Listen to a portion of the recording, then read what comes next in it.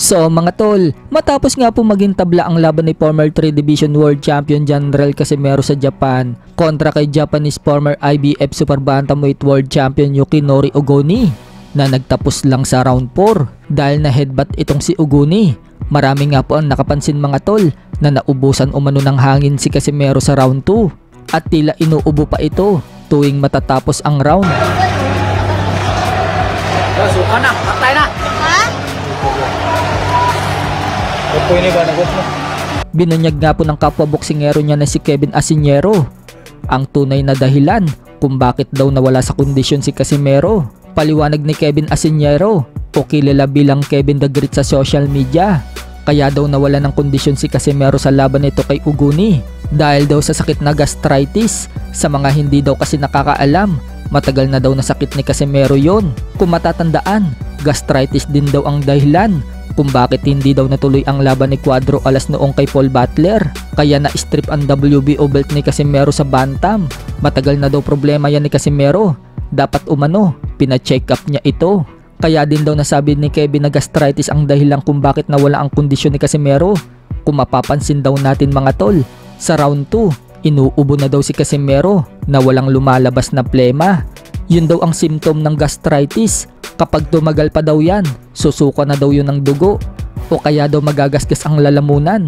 Alam na alam daw ni Kevin na yun daw ang dahilan dahil matagal na daw niyang nakasama ang team Casimero. Sobrang tagal na nga daw yan, hanggang ngayon hindi pa din daw gumagaling. Kahit nga daw siya mga tol, nagkaroon din daw siya ng gastritis noong lumaban daw siya sa Korea, kung saan sumuka daw siya sa ibabaw ng lona. Sobrang sakit na daw kasi ng lalamunan niya noon sa round 4, kaya nasuka na daw siya. So si Champ Casimero kasi mga tol, meron siyang gastroenteritis.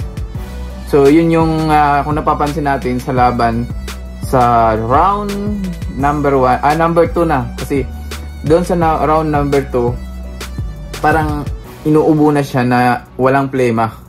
Yun yung isa sa symptoms ng gastroenteritis. Pagdating naman daw sa naging laban ni Casimero kay Ogoni, sa tingin daw niya, ulo daw ang tumama sa noo ni Ogoni bago daw tumama yung suntok ni Casimero. Kaya diniklara daw na headbutt ng referee. Pero para nga po kay Casimero mga tol, anya, suntok umano niya ang nakabiyak sa noo ng kalaban niya. Sayang nga daw, dahil konti na lang, matatapos na daw niya ang kalaban. Pero okay lang daw yan, may next na laban pa naman daw siya.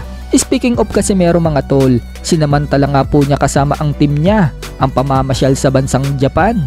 Bumili pa nga po ng mamahaling Rolex si Casimero na nagkakahalaga daw ng 1.3 milyon. Bukod dyan, nag-TikTok pa siya kasama ang team niya. Sinasayaw na nga lang po ni Casimero mga tol ang mga pinupukol sa kanya ng mga bashers niya. Sa kabilang banda naman mga tol, kasabay nga pong nagtitraining si Manny Pacquiao at ang anak niya sa iba na si Eman Bacosa.